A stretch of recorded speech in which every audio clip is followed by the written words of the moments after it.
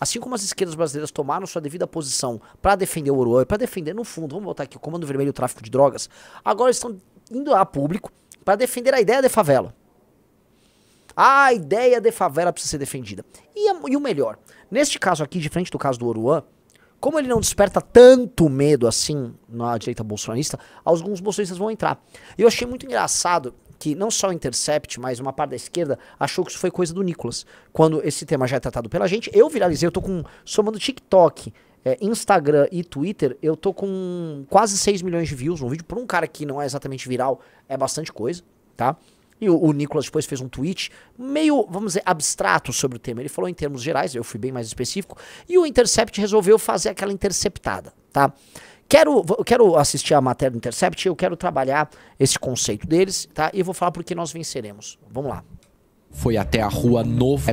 O Intercept Brasil foi até a Rua Novo Habitat, em Diadema, local mencionado nesta semana pelo deputado federal Nicolas Ferreira, que fez duras críticas ao caráter e ao espírito de moradores por mudanças feitas em imóveis entregues pela prefeitura. Esse comentário foi feito por um político que foi o deputado federal mais votado do país. É um deputado federal que teve mais de 1 milhão de votos. Ainda tem gente que vota. Por que ele tá lá? Porque tem gente que vota, mas ele não sabe a nossa realidade. Será que a casa dele tá assim? Pode ter certeza que a casa dele tá cercada de segurança, a calçada dele tá maravilhosa. Os impostos que eles roubam da gente, tá fazendo a casa dele. Nicolas não foi o único. Alguém fez um comentário no Twitter, tá? Sobre pessoas que ficam conversando, batendo palma, né? É um saco, realmente. Vamos lá. Centenas de publicações com milhões de visualizações e milhares de comentários humilharam e até desejaram a morte das pessoas que você tá vendo no vídeo. Mas nesses últimos 15 dias, ninguém foi ao local ouvi-los. Nós fomos. E alguém veio falar com você? Não. Tá há 2 semanas que tá viralizando Não, vídeo. ninguém não, só comentário. Só comentário, ninguém nunca veio falar nada aqui, é só comentário. Até no meu portão que tava descascado, casa sem rebocar, que não sei o que, comentário que não dá pra entender que os comentários que é isso aí. Ninguém nunca veio aqui pra ver o que é que nós faz, qual é a nossa luta, a nossa batalha. É só comentário, só de rede social, não dá pra entender isso aí. Aí vem outros, aí vão abraçando aqueles comentários e detonando a gente.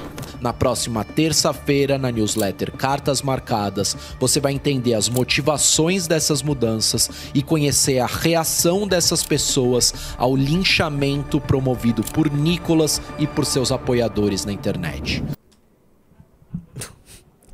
Vamos lá, né? O Intercept é no mínimo um site curioso, né? Vocês conhecem o conceito, né, russoniano do bom selvagem, né? Na prática, vamos colocar aqui, vamos transpor o conceito para o que as esquerdas no Brasil fazem. Você tem uma massa de pessoas no Brasil, as pessoas mais pobres, que elas são usadas como, vamos dizer, seres que possuem muitos direitos. Ah, a Constituição garante o direito e nenhum dever. E aí, né, ele não tem nenhum dever porque ele é um bom selvagem, igual uma criança. A criança ela é titular de direitos, né, dos mais diversos, mas ela não tem deveres. E as pessoas mais pobres no Brasil são tratadas como titulares de direitos, mas não de deveres. Basta, porém, começar a ganhar algum dinheiro, aí o Estado olha para ele e fala, não é mais bom selvagem não, eu vou tirar alguma coisa dele. Mas enquanto a pessoa está nesse estado de pobreza, em que ela é passível de ser utilizada por causas políticas diversas, e utilizada como massa de manobra, ou ter seu voto comprado na próxima eleição, aí ela entra nesse status. E foi assim que o Intercept foi tratar.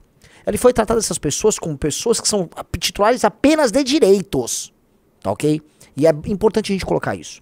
Veja, a pessoa, a moça, ela faz um discurso, e é importante a gente voltar ao discurso dela, vinculando isso como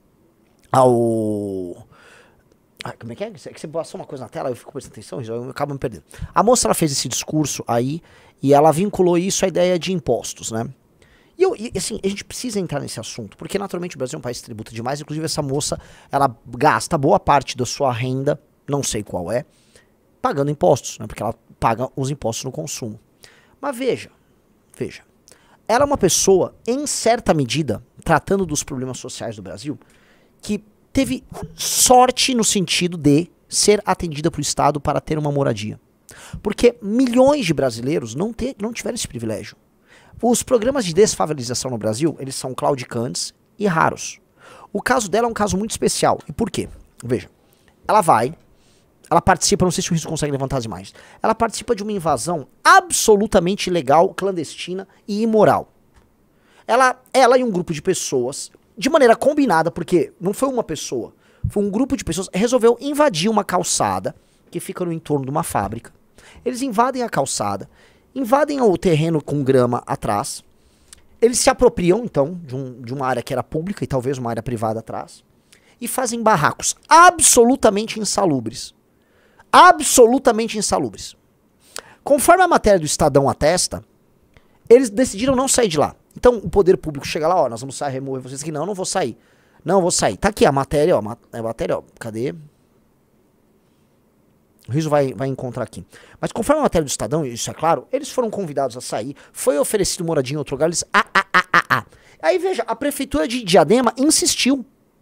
A prefeitura de Diadema foi lá e falou, ok, eu vou pegar então o que tá errado, vou pegar algo errado, que é essa construção numa calçada, eu vou fazer um recuo e eu vou construir uma casa com uma arquitetura específica, chamaram lá uma urbanista, que é a... não sei o nome dela, mas chamaram uma urbanista. A urbanista fez o projeto e fizeram um mini condomínio de casas com 2 quartos, ou seja, tem sala, tem cozinha, tem 2 quartos e tal, para atender essas pessoas. Ou seja, o Estado, através de impostos, deu casa para essa pessoa.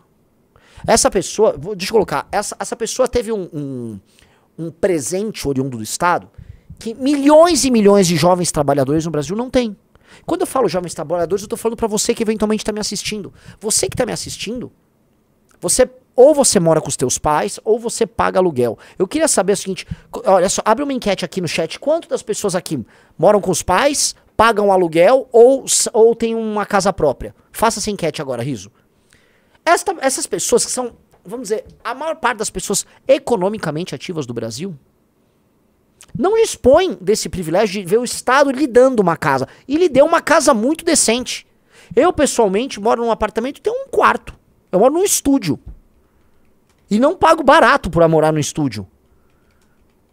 Muitas pessoas vivem assim.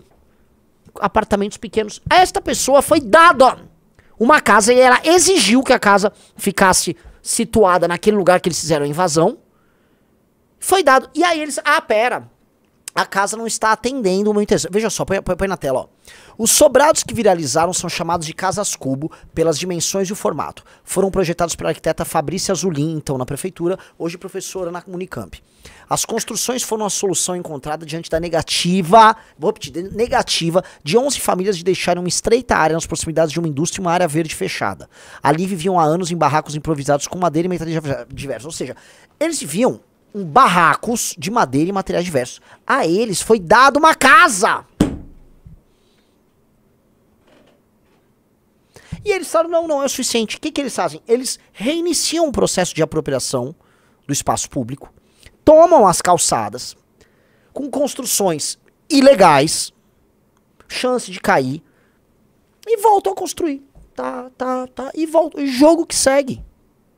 Na maior parte das casas sem acabamento, destrói o espaço público, fica aquela coisa que não é, que é rua de periferia que não tem calçada, porque a ideia do espaço público, a via pública de circulação não existe.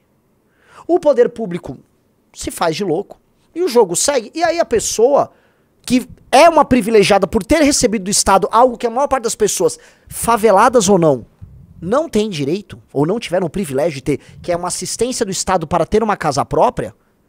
Aí ela, não, mas eu quero ouvir minha versão. Você não tem uma versão pra dar. Você sequer comprou a tua casa, você invadiu um terreno, não quis colaborar saindo do terreno que você invadiu, te deram uma casa, você subverte aquilo e acha que você não pode ser alvo do escrutínio público. Dica, você pode.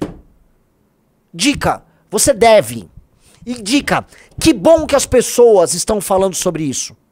Que bom, por quê? Porque nós, no Brasil, aceitamos a ideia de que a favelização mental é uma coisa bacana.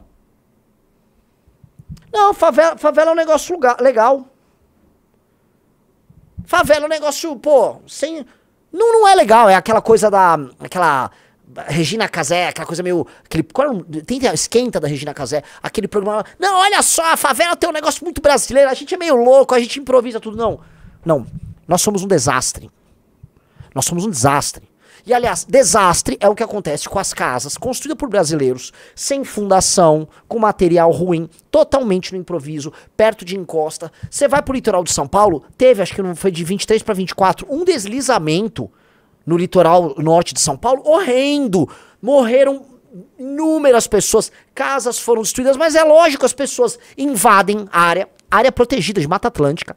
Isso ninguém fala. A maior parte das favelas, né? A esquerda adora, né, cafetinar morador de favela. Adora. A esquerda adora cafetinar pobre. Chega, pega o bom selvagem, né? Ah, não, ele é um bom selvagem. Pega essa pessoa, trata como um animal, cafetina ele, trata como um lixão em que ela... Ó, pra falar dele tem que falar comigo, hein? Me dá um aqui. E não ligam se é área de manancial, como na zona sul de São Paulo. Tatolândia é área de manancial. Isso eles não vão falar, né? Toma uma área de... Hoje é o PCC que faz isso. Toma a área de manancial e fica fazendo invasão. Cagam. Montam casas totalmente irregulares. Usam essas pessoas depois de base eleitoral. Fazem com que... Criam fortes, né, núcleos operacionais pro crime organizado, porque a autoridade do Estado não entra. Sujo, poluído, núcleos de pobreza, de doença, baixa educação, problema social. E aquilo não interfere apenas na vida dessas pessoas que são os invasores. Eles criam um espaço social que gera danos para as outras pessoas que estão pagando impostos normalmente e trabalhando normalmente.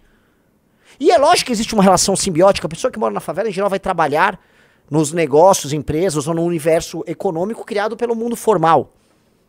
É um problema complexo pra caramba, que tem que ser endereçado. Agora, ele não pode ser glamourizado e ele não pode ser tratado como se fosse assim, como um evento inevitável, que nós temos apenas que lidar e talvez aplaudir. Não, é um erro. É um erro e o Brasil está muito favelizado. As capitais brasileiras estão muito precárias. Esses arranjos sociais, isso já está provado, são base para a atuação do crime organizado. E sim, a sociedade civil tem que ter uma opinião sobre isso e não tem que ter medo de opinar. Porque o que esses caras, esses pervertidos do Intercept, que são pervertidos morais, sempre pervertidos, o que eles querem é que você cale a boca. E vão querer... Ô, cala a boca aí, você é preconceituoso. Não, você não vai calar a boca de nada. Você vai ter sua opinião e você vai votar contra esses caras. Tá? E mais do que isso, você tem que propor uma solução, que é o que nós estamos trabalhando. Nós temos que desfavelizar o Brasil, que é um longo processo. Mas nós temos que desfavelizar o nosso país. Porque a favela é um problema de infraestrutura, claro. É um problema social, claro. Mas ela nasce de um problema de infraestrutura, um problema social, também nasce de um problema cultural, e aí ela vai tendo seus próprios desdobramentos. Porque a favela coloniza a mente das classes médias. A favela produz os seus subprodutos, como o crime organizado, que utilizam aquilo lá como base para atuação. E aí, cara, a favela é o lar da moto e do carro roubado, que é desmanchado. A favela é o lar da atuação de onde ficam escondidos boa parte do aparato operacional do crime organizado. As bicas em que a droga depois é fornecida para os outros lugares. A favela como instituição é um lugar que tem que ser desconstruído. E nós temos que trazer soluções das mais diversas. O que não dá é pra ter favela. Porque não há como ter um país sério com favela. Não há. A favela é uma coisa que assusta as pessoas. E você não pode perder sua capacidade de olhar pra uma favela e falar, cara, isso aqui é assustador. Isso tá errado. Isso é um fruto de um erro no passado e ele tá errado até agora. Nós não podemos, eu vou repetir aqui, nós não podemos naturalizar como nós já naturalizamos a ideia de favela. E uma das coisas que o Rio de Janeiro, tá? E aí aquela elite maldita que tem lá, a Rede Globo, aquela gente maldita, tarados, pervertidos, vagabundos, safados, imorais de toda sorte, fizeram ao longo de décadas, foi você crer que isso é parte da nossa cultura. Cara, morar numa casa sem reboco, fruto de uma invasão, numa área controlada pelo crime organizado, não deve ser parte da cultura de ninguém. Isso não é legal. E o subproduto, que os caras veem, não, mas veja só, tinha o samba, a roda de samba, o Cartola, beleza. Teve lá o Cartola há trocentos anos atrás, tá legal? Agora você não tem o Cartola. Agora você tem, sei lá, o MC Beiquinho, sempre são os nomes mesmo, o MC Vecote, MC Oruan, né? E definitivamente, cara, não me venha me falar que nós estamos tendo uma perda cultural em abdicarmos da produção desse MX. Nós não estamos perdendo nada, cara. Tá todo mundo ganhando. Todo mundo tá saindo ganhando dessa história. Vamos acabar com a ideia de favela. Vamos acabar com a indústria da favela. Nós precisamos fazer isso. Isso é uma demanda civilizacional do Brasil.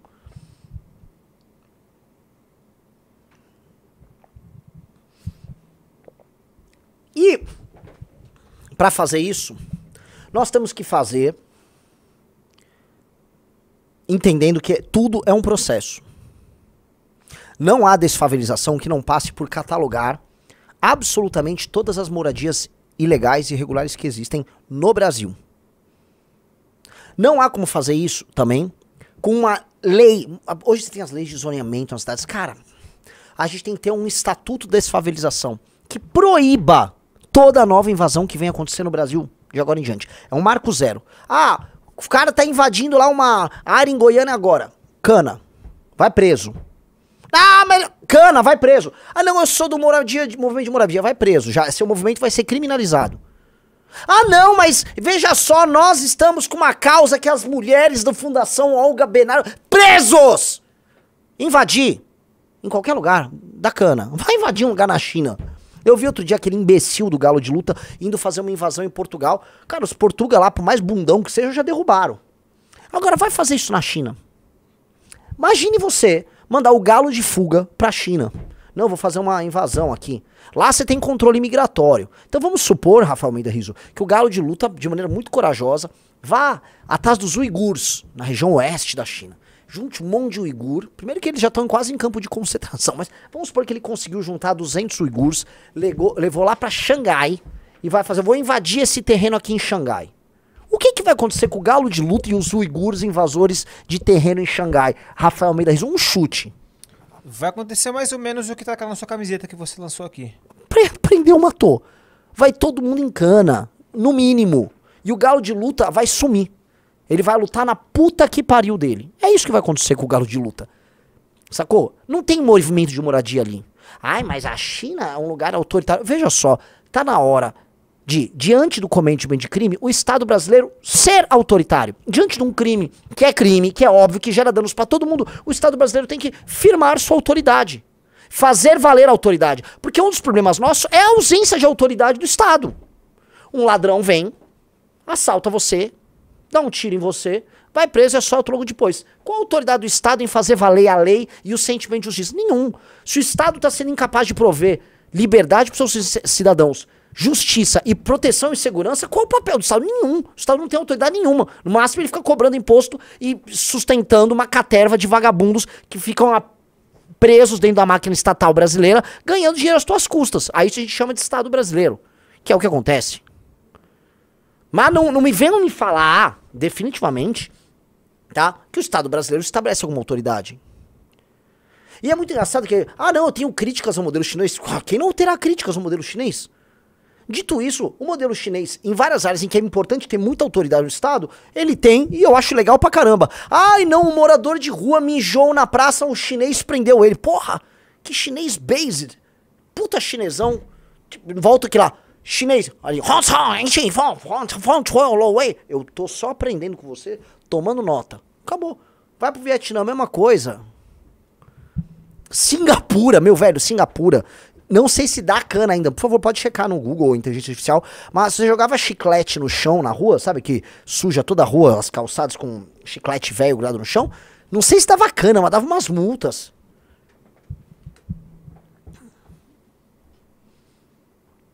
É isso. Precisamos disso. O Brasil precisa desesperadamente de lei e ordem. E lei e ordem precisa ser estabelecido definitivamente com um Estado moralizante e com gente que deu exemplo. Que eu entendo quem diz o seguinte: Renan, como vai ter lei e ordem num lugar que é uma esculhambação? O Brasil é uma esculhambação. Tá, eu entendo. Eu entendo o ponto. Todo mundo sente que é uma esculhambação. E o próprio Estado fala, pô, eu tô esculhambando, eu lá vou cobrar alguém. Só que tá meio que cada um por si. Você vai ter que resolver. Ou parte da base da população, um movimento desesculhambante, coisa que não virá, ou parte do topo. Então nós temos que... Por isso que assim, qual o papel do Partido Missão, qual o papel do MBL, qual o papel da Valete? Formar uma aristocracia. O que é formar um Estado? Formar os melhores assumirem as posições certas, não só na política, mas na cultura, na arte, nas ciências, na academia, no judiciário, na política. E é essas pessoas sempre dando um exemplo. E aí isso se irradia de cima para baixo. Porque essas pessoas terão autoridade moral para cobrar uma postura moral diferente de todos os outros estratos da sociedade. Se chegarmos à presidência da República agora, porque nós vamos chegar, é inevitável. Volto lá, a missão vai chegar no poder. A questão é em qual eleição, tá? O que vai acontecer é que nós vamos chegar dando exemplo e nós vamos chegar para todos os outros poderes e para todas as outras instituições dando um exemplo. Falar, cara, eu preciso que você faça sacrifício conosco. Precisamos que todos deem um exemplo. Eu quero ver os líderes militares no Brasil virem a público justificar a mamata que são as aposentadorias militares. Não é possível que a gente submeta as pessoas no Brasil e o setor produtivo e as pessoas que trabalham e produzem, que sustentam essa merda toda, a todo tipo de humilhação, aumento de impostos como está sendo feito. Coisas das mais escorchantes. E os militares, ao topo dos militares, não, olha só, não, mas não vai mexer na minha posição. É impossível, é impossível. Nós vamos precisar sentar com todo mundo, só que não dá pra chegar no poder sem dar o exemplo. E a gente vai ter que dar o exemplo lá. Ok? Mas vamos voltar. Vamos voltar pra essa questão da esculhambação. A cultura da esculhambação e a cultura da favela tem tudo a ver. É inegável que tem tudo a ver.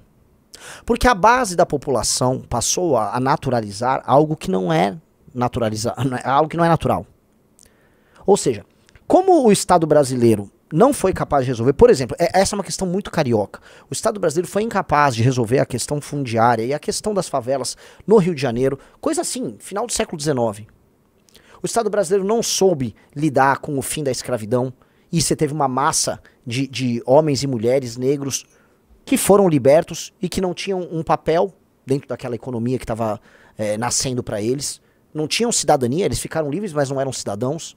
Não tinham nada, não tinha moradia, não teve uma reforma agrária como o Rebouças propunha. Não teve nada. Aquelas pessoas foram largadas, foram pro morro, ser mão de obra barata, sem nenhuma assistência, sem nenhum direito. O Estado não soube lidar. Não soube lidar ao longo do século XX, você não lida, você naturaliza, você romantiza, você cria uma superestrutura ideológica para justificar um tipo de relação social, que é para mim o que o Rio de Janeiro criou. O Rio de Janeiro criou uma ideologia para justificar um sistema de relações materiais. E um sistema de relações materiais em que aquelas pessoas que vivem na favela vivem numa situação pior. Ah, mas vamos naturalizar, você mora longe mesmo, você mora lá na puta que pariu do morro, mas lá vocês têm um samba, lá, cara, você faz uma feijoada. Cara, é uma merda morar lá, não vamos ficar romantizando, é uma merda morar lá. Não, mas lógico, cara, foi criada uma estrutura, e de fato, surge um sistema que justifica. E a coisa mais engraçada é que são os próprios esquerdistas que denunciam, né, ideologias que justificam relações materiais injustas e tal, a romantizar isso, a ver que não, a verdade agora tem o traficante como um arauto de uma guerra, não sei o quê, e o porta-voz... Não é isso. Você vai ter que destruir a ideologia e o sistema de relações materiais. O universo de pessoas que vivem nas favelas, eles têm que ser plenamente inseridos dentro da economia formal, e o Estado brasileiro tem que ir lá pra dentro. E nós temos que construir bairros ali. E aquelas pessoas têm que viver bem. Você tem que ter praça e parque ali no meio. E as pessoas... Veja só, os moradores... Isso acontece lá no exemplo que a gente deu de Ruanda, em Kigali. O governo fez programas, as pessoas vão cuidar ali. Elas vão fazer varrimento, vamos trabalhar com as pessoas para criar a cultura delas cuidarem de um espaço que é público e que elas farão uso daquilo. Você olha, meus amigos, uma coisa que acontece em São Paulo, eu tava passando na frente de umas praças, um pouquinho mais afastadas. A coisa do morador de rua. O morador de rua ele se apropria de praças. Uma praça que é pública, ela fica completamente destruída de lixo. Não dá pra uma pessoa usar uma praça. A praça tá toda suja. E não há o que você possa fazer. O morador já se apropriou. Se você quiser você é um morador e botar um morador de rua pra fora, é mais fácil você ser preso. Não, mas que isso? Temos aqui um santo, que é um morador de rua que se apropriou dessa praça. Tá tudo sujo. E você, morador ali, tem que aceitar. Não. A construção da cidadania, a ideia de espaço público, a ideia de respeito, tem que ser inserida culturalmente nas pessoas. Destruição da ideologia anterior. E materialmente o Estado tem que ficar presente, tem que investir em infraestrutura, e a gente tem que fazer essa inserção econômica das pessoas. Tem que destruir o crime organizado. Agora, isto aqui Isso aqui precisa de liderança séria. O que nós vemos é outra coisa. O que nós vemos é o poder estabelecido. E essa é uma merda. Porque isso aqui é um poder, é um problema meio que... Vamos, você tem um bloco à direita, que é o Brasil produtivo e equivocado, mas é o nosso campo. Você tem o centrão, que é o Brasil mais pobre que vende o voto. E você tem as esquerdas. Centrão e esquerda se utilizam da favela como arma política. O centrão compra o voto da favela e leva os caras e entrega uns sacos de cimento, às vezes entrega uma obra, um campinho e tal. E a esquerda transforma essas pessoas em discurso. Crime organizado também se vale disso. Então a gente tem dois blocos de poder muito interessados na manutenção desse tipo de relação. Tanto que, curiosamente, você pega as periferias, vou citar aqui São Paulo, e elas pertencem ora ao PT, ora ao centrão. A zona sul de São Paulo é dividida entre a família Tato, que é uma família... e a família do Milton Leite. E são todo mundo sabe que são espaços eleitorais deles, que eles são proprietários.